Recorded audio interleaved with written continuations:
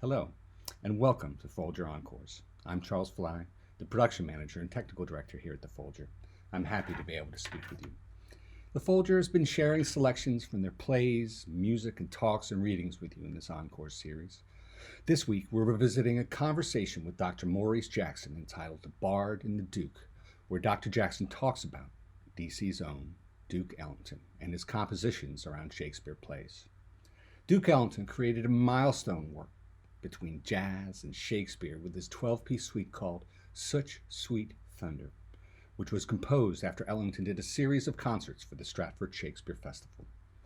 In this conversation that you're going to hear about Ellington, Dr. Jackson talks about those performances and plays for us some of the incidental music that Ellington wrote for production of Timon of Athens at the Stratford Festival. In my work at the Folger, I'm responsible for working with the designers and artists around the physical aspects of our performances, from the sets for Folger theater productions to the way the consort sounds in the theater. I grew up playing music here in DC, and Duke was always an inspiration. I crossed the Duke Ellington Bridge every day on my way to school. I played much of his music in big bands and as small as a quartet. What always struck me about his genius was his ability to write music for any size or place. You can play his music with 20 or 2. His generational wisdom and vision is always clear, no matter the arrangement. This makes it unsurprising to me that he was able to write and arrange for the Bard. Dr. Jackson's acute and bold insight in this discussion brought me much joy and reflection. I hope you'll enjoy it too. Please be sure to join us again for these weekly episodes of Encores, highlighting all the Folger has to offer. Thank you.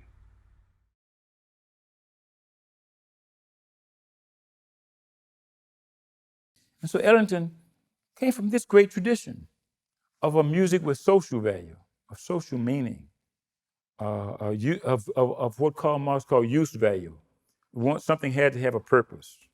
Life without a purpose, what is it? You have all the money in the world, but one must have purpose, a useful purpose to do good. And Ellington believed that was the purpose of his music. Didn't mean that he didn't live high on the hog, didn't mean that he didn't like the best, the finest silk suits and others. Why not? He's a Duke. He's a Duke Ellington. So now let's look at the play, which I guess many of you all have seen or will see, and will certainly know the details better than I. Timon of Athens, and you know that there are many different ups and downs in it. And you see at the first act, you see a utopian aspect of it, of a man who has many things and gives everything away, believes in the goodness of everyone. And then pretty soon everyone fails him. In the second act, he becomes just the opposite, just a beautiful person. It's what we call in life the dialectics of life. And sometimes in life, people let events form you, and sometimes you form events, but they affect us all. It is not necessarily our ideas that form our conditions of life, but the conditions of life that help form our ideas. And this, of course, is from some of the writings of Hegel and others. So he had gone to Stratford in kind of 1956, 57, and he'd come back with this Such Sweet Thunder. And then later on, this play Timon of Athens was produced, but the music was very square, and they wanted to pop it up a little bit. So they brought in Duke Ellington. And to do it, at first he had 6 musicians. And of course, if you hear it on the thing here, of course, there's many more than 6 musicians. And as I could just look through the listing, I can tell there are probably 2 jazz musicians out of them, but there are many others. So we're just going to play a few of the themes from here, from this. We'll play Skilly Pop and the Banquet theme.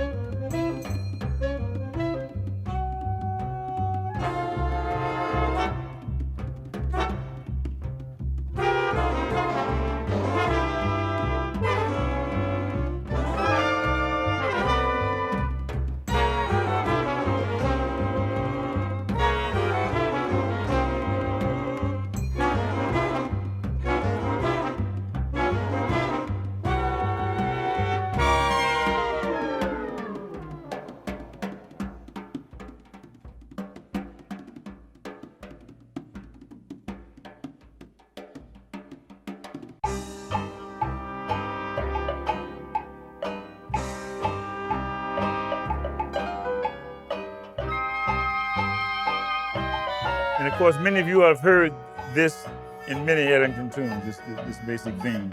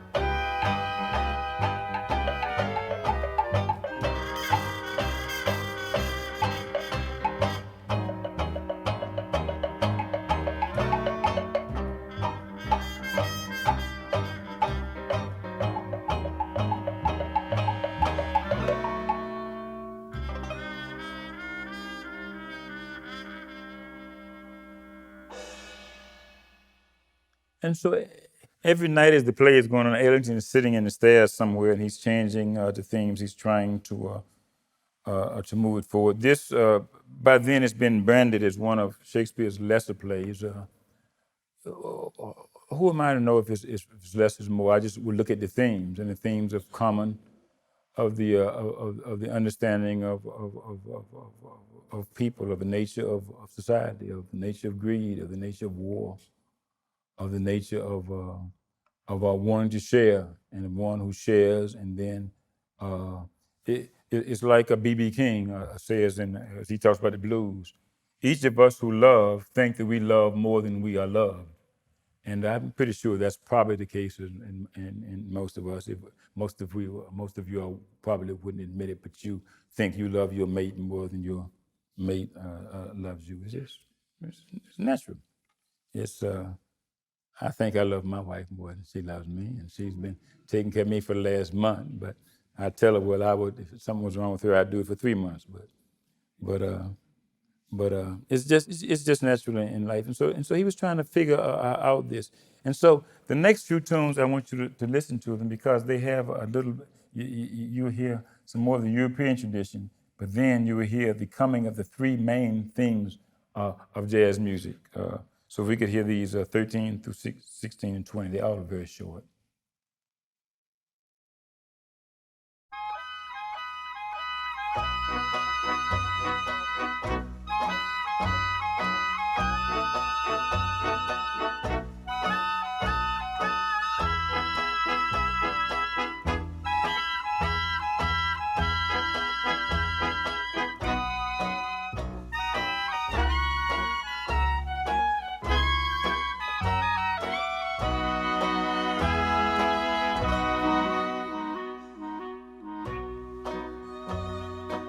So you see the call and response, when it's playing the call and response, the Gula culture of South Carolina.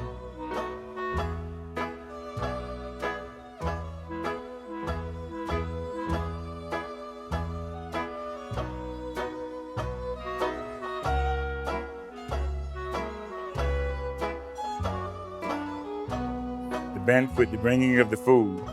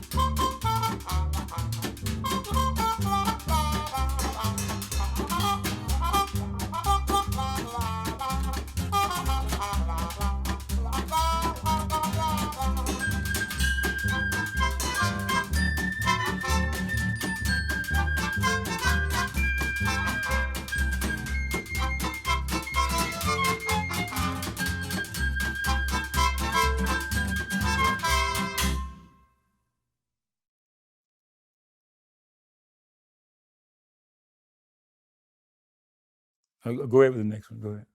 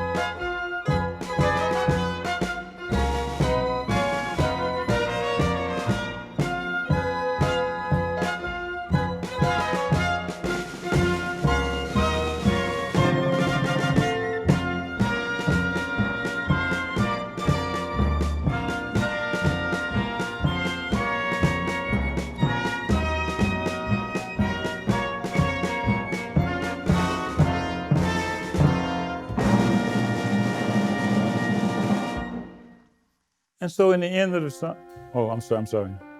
This is the last one. I'm sorry, forgive me.